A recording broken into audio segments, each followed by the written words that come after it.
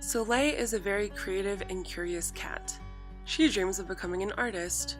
One day, Soleil stumbled across something in the ground. Something peculiar. All of a sudden, Soleil started flying. Colors like she had never seen started rushing by her, and then everything stopped. It seemed as if Soleil had transported to a different time. Being the curious cat that she is, she walked around until she found a man painting. Getting a closer look, she found that it was Vincent Van Gogh in the flesh. Soleil asked Vincent, "What are you painting? It looks messy." "I am painting sunflowers, and they're beautiful. It looks messy because it is post-impressionism. In this art period, I do not focus on what my picture looks like, but I focus on what I'm painting and use colors to show how it makes me feel." "So you're saying that I don't have to be perfect at drawing?" Soleil asked. "Absolutely not. Let's look at another one of my paintings.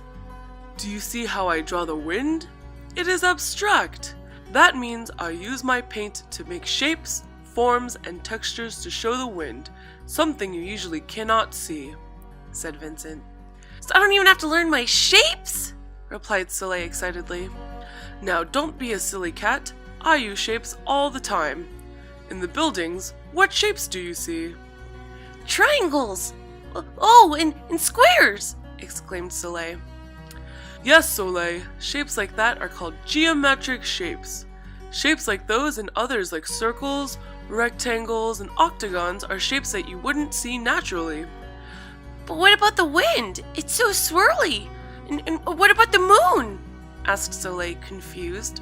"Well, those would be called organic shapes. Those are shapes that are unpredictable and flowing, just like the wind." "But how do you get those shapes to look like that?"